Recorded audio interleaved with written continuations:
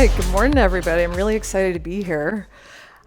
So to get started, I just want to talk about Christie's in general. So it was founded in 1766, and it's a world-leading art and luxury business with a physical presence in about 46 different countries. It's a brand that's among some of the top luxury brands in the world.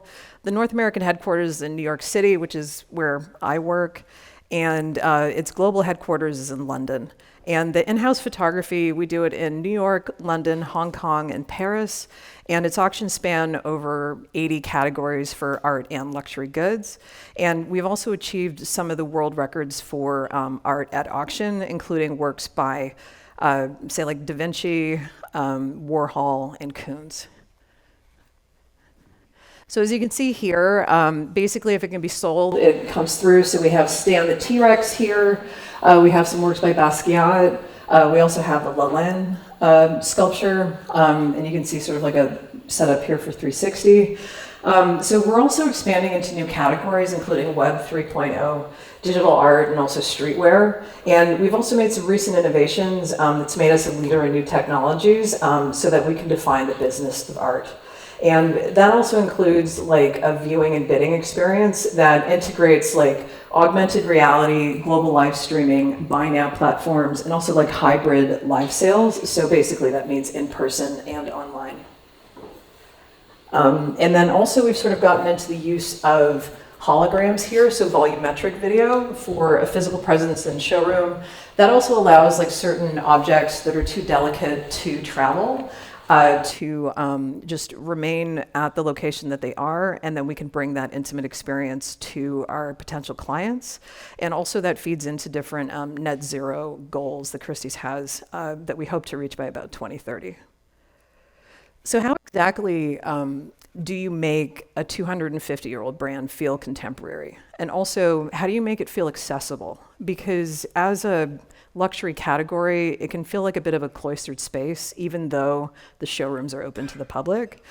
So one of the first things that we had to do was evolve away from a catalog-centric way of presenting material, which is just like any large corporation made up of different departments. It takes a while to get everybody on board, but then once we do, the ball gets rolling.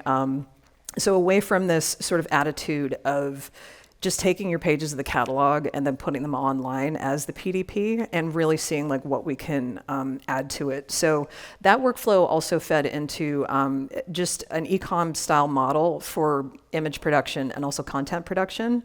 And then we leveraged the fact that we're renowned experts in the art business, and then we lead through innovation. And so that way we can redefine the business of art with technology. We integrate the traditional e-com methods, but then also create like a diversity in formats and use tech to reach our customers and stand out. And that way we sort of get people excited about the art, as well as create like a seamless experience in terms of the consumption of art. So what I'm going to do is walk us through a typical example of just how we present the different auctions. And even though like we're dealing with like precious objects and artwork, I think it applies to like any brand. So in general, we're entrusted with some of the most expensive and precious objects, or the very storied items that come through. And so we generally tend to open up with like an auction identifier page. So here you can see for Andre Leon Talley, that was a recent sale that closed last week. And it was a lot more, well, everything eventually turns out to be more successful than we think. So you have this auction identifier image here that then it's meant to be like stimulating and sort of draw your customer or client in. And then that leads to like the different lot pages as well as the more informational pages, which I'll also go through. And that this also helps to tell like a very compelling story of what it is you're about to experience. So then, like I said, this leads to like an overview page where you can see some of the lots, and then also sort of key lots as well. Up there in the corner, you can follow the auction or different items, and that link there, those buttons allow you to, we usually live stream a lot of our live sales, so you can just tune in from wherever in the world and sort of view what's going on. And then as you click on the lot pages, this sort of takes us to the traditional PDP page where, you know, you can see the item with like the different views of it as well as the dimensions. Depending on what it is, you'll also have the provenance and like a lot essay, as well as any key contact information for the department heads and the experts that are involved with the piece. And here you can see like we've also moved into more of like an e-catalog format. We still make the physical catalogs for a lot of the sales, but this way too, you can reach everybody all over the world. The content is there and they can download the PDF onto you know, their computer or device. So we all sort of know this adage in e-commerce of shoot once and use it many, many times. And that's exactly, that really hasn't changed. So that's exactly what we do at Christie's. So as I said, we have a physical presence in about 46 different countries, and many of our clients can't travel, and this was especially true with the pandemic. So this forced Christie's itself to get a lot more creative in how they share their content. And that goes beyond like the traditional social media and just marketing. Like at this point now, you know, it's like that's a very traditional way of doing things.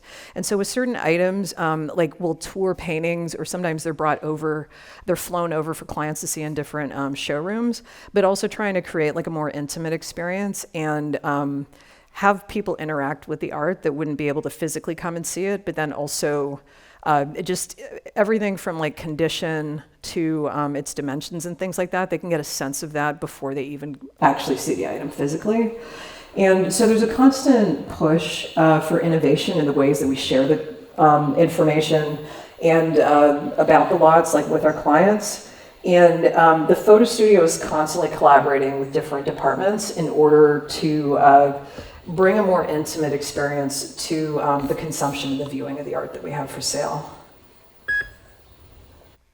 So the main thing that I'm going to talk about is how exactly does that look when we evolve away from our traditional online content formats.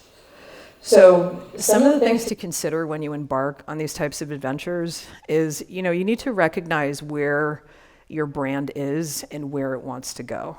And you also want to stay true to the brand and also tell its story. So I think like a lot of us, even when we think of things like the metaverse and tools like that, some of these sort of cartoony avatars and things that are more appropriate for certain brands don't necessarily apply to the type of business or products that you might be selling. And so that also ties into how does that fit with your customer, because you don't want to alienate them through what it is that you're providing. And then how do you also meet like their viewing needs? And then the other thing that's really important is, do you actually have the bandwidth to try to experiment with these new formats without overtaxing your team? Because nobody wants to be driven crazy. And then sometimes it could be cost prohibitive, but you know, like as the years tick on, the technology is actually becoming a lot cheaper and easier to use. And that being said, you don't really have to reinvent the wheel. Just sort of look at other things that might have been done and then see like how you can augment that in new ways. And that would lead to like the potential for attracting new types of customers and also cross-marketing to them, which is something that we're very interested in Christie's, which I'll speak about later. Okay, so there's about 6.6 billion smartphones in the world, and so virtual experiences are trending with consumers in general. So it's a great way to sort of improve your brand perception and also differentiate yourself, give more accessibility to your customers. It's also now become more normal than novel, because through gaming and other AR experiences, like people are very used to either scanning a QR code or, you know, it's like how to interact with the technology. And so you have to also remember that your customer is actually then coming to you with a desire to experience your brand in new ways. So it's sort of baked into that experience if they're already coming to your site. And you also have that potential for the experience then to go viral. So that also in itself sort of makes it worth it. And it's a way of like breaking down very dense information and into small pieces that then you sort of build trust with your consumer as well as giving them the information that you need. So some of the ways that this could look for your brand, there's the traditional 360 product video, which, believe it or not, was actually very revolutionary feeling for Christie's, because it was very stuck in a traditional way of presenting the different views of the object. So by just simply like having it spin around, that created an experience for people that were abroad that weren't able to come and see that. And we all saw that with the pandemic. And then it also allows for people to examine the items up close and then just see like little details and things like that that are important. And that's the same thing goes for photogrammetry, AR, XR, VR. And also we use like the Matterport camera, which you can see an example here, where you have like the different points, and then you can kind of click on it, you get like the lot information, and then it kind of clicks through to the lot page itself. So it sort of cycles your content through that way. And then also, as I said, like we've experimented with using the proto machine, which is that volumetric video, which then sort of creates that illusion that the item is actually there. So I think like what's a really great example of where we've used all of these tools was for the Paul Allen Visionary Sale, which happened last November. And then the example of the work of art, I'm going to kind of walk you through that concept of use many, many times and how do you leverage that through technology, is Maternité 2 by Paul Gauguin. So with this auction, it was one of the founders of Microsoft who had passed away, and it was his art collection he had spent about 30 years collecting, spanned over 500 years of art history, and it actually ended up being one of the single biggest sales in art market history. And we managed to achieve $2 billion in 2 days. Yeah, it's a big, juicy number. It defied economic headwinds by offering rarity, quality, and also philanthropy, because one of his wishes was that all of the pieces, the proceeds, be donated to charity. So that was an extra motivation, I guess, for not only people getting excited about the various items themselves, but the fact that then they were doing something good. So we were able to create a lot of buzz with this sale and really create like an immersive online experience as well as a physical experience for the sale. So here you can just see like a traditional shot, like we normally do like a scale shot. We have the PDP here, and then also with the provenance, the description. Usually there's like a lot essay with these types of blockbuster works. And then, like with our video content, we're always like creating stories and things that also sort of feed back into like the lot pages and the PDPs, as well as we did a physical catalog. We also had like an interactive experience when you were there in the showroom, and that information was also available online for people who couldn't get there, as well as you can see like where we sort of siloed by interest the different works. And another really big component was that we did a virtual tour. So this sale took up our entire, all of our showrooms. And as you can see here, like we have the map that then allowed visitors to sort of virtually navigate through. What was really great about how this was done is that like I've used things where you just end up blindly clicking around. And this, you had like a drop-down menu where you could go to a particular lot you might be interested in, click on it, and then it would physically put you in the space.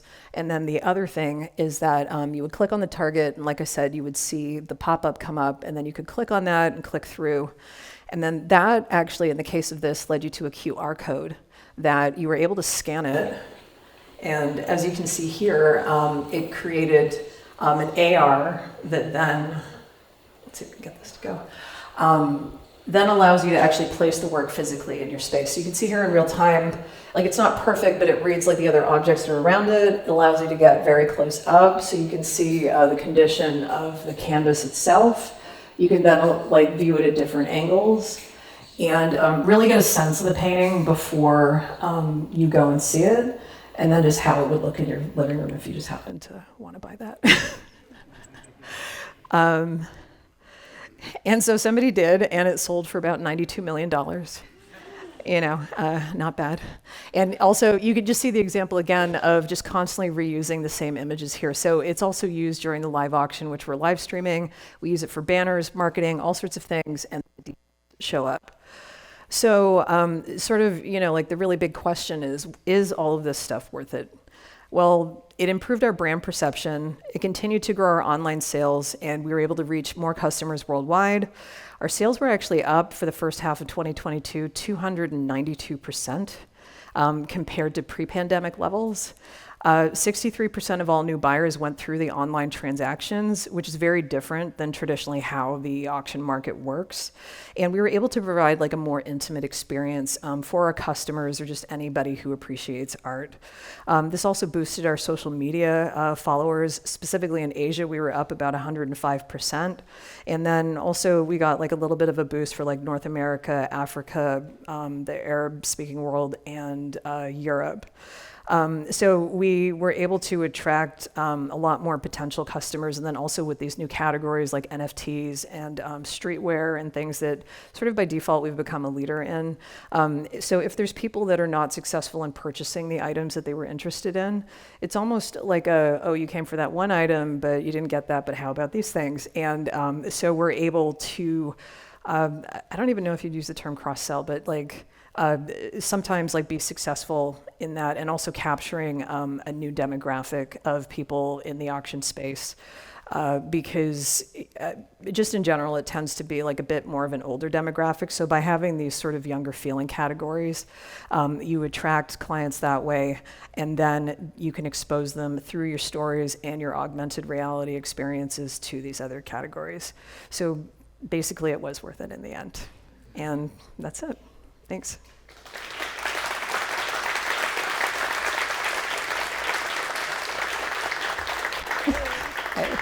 So now we're going to do. Now we're going to do a little Q&A in our New York apartment. You want to sit right here? Yeah, totally. Love what you've done with the place. Yeah. So the first question is, hi, what is the XR approach versus VR and AR? Thank you, Chris. Totally. To be perfectly transparent, I think sometimes we're all still trying to figure that out. The AR experience, I feel, is, like that example where you scan the QR code and you're able to place the item like virtually using a device. The VR would more be something like using like an Oculus headset, which we've kind of explored, but the amount of, I guess, like not necessarily like computing power, but like the amount of work involved with something like that doesn't really fit in with the speed at which we have to get these sales ready to go. And then XR always stumps me, to be honest. Yeah. Like I want to say it's a mix of both, but like would that be the glasses then?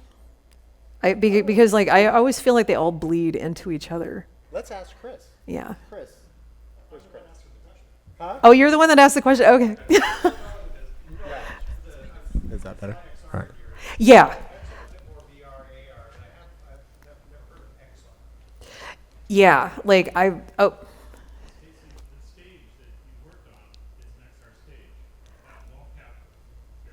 Oh, right. That's right. Okay. Sorry. Okay. Now it's all coming back to me. Yeah. So stuff like the volume kind of thing, like an LED sort of soundstage where you can sort of dial in like backgrounds, and it's using like that parallax and everything, like that technology. Like that's more of like an XR where it's like you're physically in a space, but then it's also virtually immersing you in one, which I guess sort of speaks more to like a physical component to it versus strictly being online. Awesome. Look at that. We're knowledge sharing already. Yeah. I love it. And getting my memory jogged. How did you market these new features on the site? And this is from Molly. Thank you, Molly. Yeah.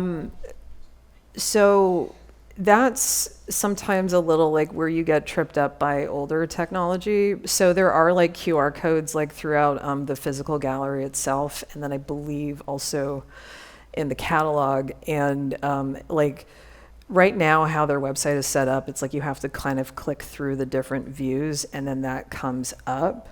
And so it's not perfect how it is. Like there is like a bit of like a hunt and seek aspect to it, which I feel could be done better. And then like with the certain like video stories that we tell, like usually there's some sort of like mention of or a link to be able to then get that AR asset to like place it in the space. Very cool. Next question. What is the most challenging part of implementing new practices and types of content within the organization?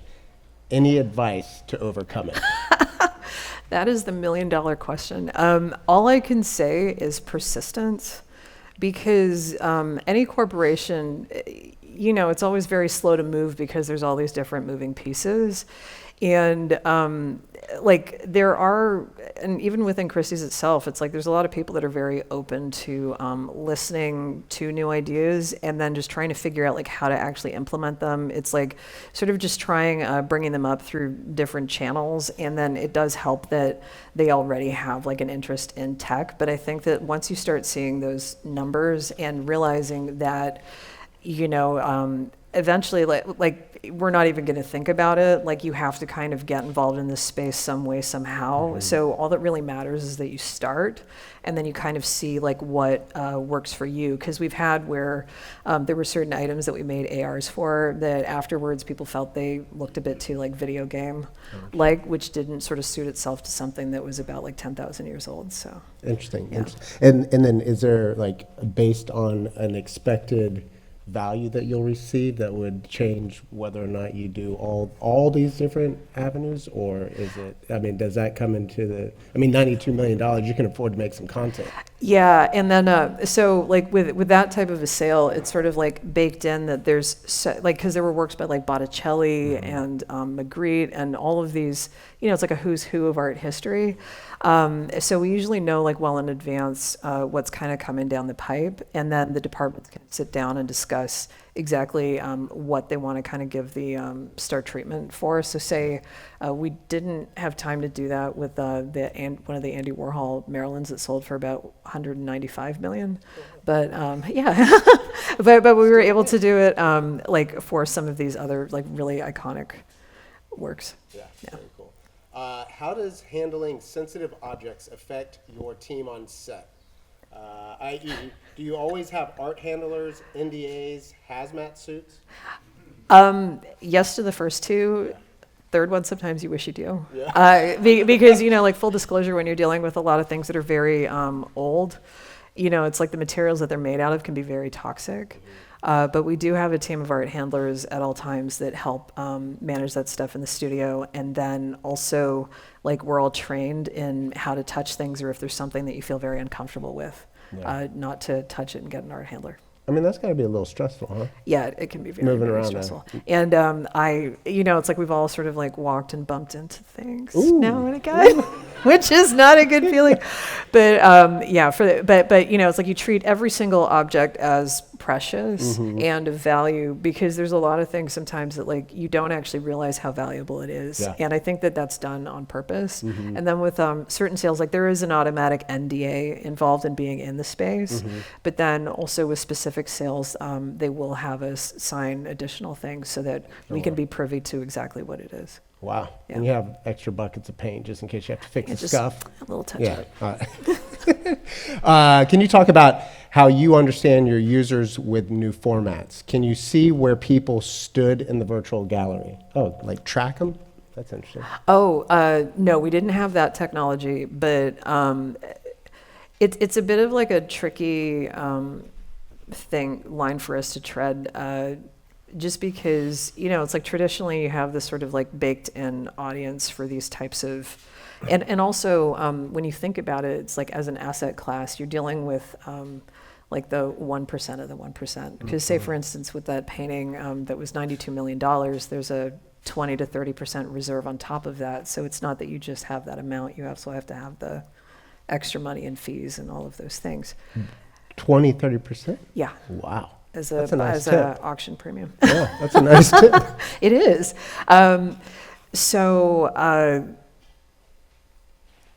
It's not that even necessarily like older generations aren't open to this stuff. It's about like making it more usable, and then also getting people to realize the value in it. So We also, like, we really saw that, like, with the hologram, like, that worked out as, like, an idea, like, let's try it. And then when we brought in the CEO and the different department heads, they just sort of fell in love with having that experience. And it was the same thing for the people in different showrooms throughout the world. So then it got written up a lot in the art press, and then really helped, like, market the pieces and things like that and get people excited. So it's like you sort of give them a little taste of the technology, and then it kind of feeds itself. Yeah, I love your use of Matterport. I think that's so smart, too. Yeah. I haven't seen and it's a very accessible tool. Yeah, for sure. It's so simple, too. Totally. Okay, so how long does a production take from receiving the art to be ready to sell online? So it depends. So there's works that come in that we try to have everything photographed right away. And some things don't get sold for about like a year or a couple months. But that's all discussed with like property flow and then receiving things from the particular person or the estate. And then there's sometimes where there's sales that kind of come out of nowhere that, it's like people go out and then get that business, and like you have to sort of be very quick. So like that's also why we have so many sets going, and different people that specialize in photographing different things. So we photograph everything from like 4-ton sculptures to like motorcycles to all sorts of things come through. We have an oversized facility and then a smaller one. Wow, that's crazy. This will be a fun one. Were there any experiments that did not go so well? Yeah. and it's just like anything. It's like, say like, I would say like the first year of the pandemic, we had, when they started things back up, I think there was sort of like virtual, like you could actually like sit. It, like you would just see somebody like on a screen on basically like a Zoom call almost. It was supposed to recreate like being in the auction room because we couldn't allow people, except for the people placing the bids, to be in the auction room. And then, it's like that really didn't necessarily like look the greatest. Or how I said like with, there was this Chinese gong that was worth, it was like a few $1 million or whatever. But I guess they weren't really happy with the quality of the photogrammetry vendor that they used.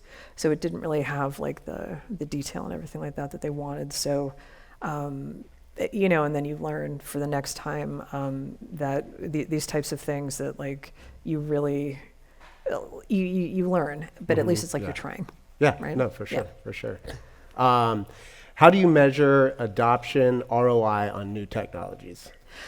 That is not my department. I wish I could answer that for you, but because my part of things is like the photo studio. So like all of those numbers, like those are all forward facing and done through press releases in the marketing department and things like that. So like I could really only tell you about the ROI on a power pack or something like that, sure. Or like staff, but yeah. What kind of staffing experience challenges do you face? Are you hiring freelance experts by project, or do you have a dedicated staff? It's a mixture of both. So I work through a contractor that has the contract, say, to do called Industrial Color, that handles the photo studio operations. And then part of that model is kind of like a hybrid. So you have like some full-time staff and then some freelance photographers that come in. Everybody has their particular specialty, whether it be like jewelry, furniture, silver, all of these types of things. And then it's just sort of like a constant. So it's like every single day, it's like every set is going because there's just so much stuff that comes through. There's like thousands of things to get through. Now, and is it something where we can just go on the site and see it like any of us in this room, or do you have to have access to specific pieces? Like, I don't know, you have to register or anything, so we can just go cruise the site and check it all out? Yeah, you can cruise the site and check it out if you want to bid. Yeah. Then you can register, and there's a process for getting vetted that way. And the other thing that people don't realize is that the showrooms themselves are open to the public. So it's like going to a private museum all the time. It feels like a cloistered space, but it's not. Yeah. Which, when I started working there, I was really amazed at that. And so I highly recommend anybody who passes one of these places, just ask like, like what's on, and can I go just walk in? Oh, that's fun. And see what's there.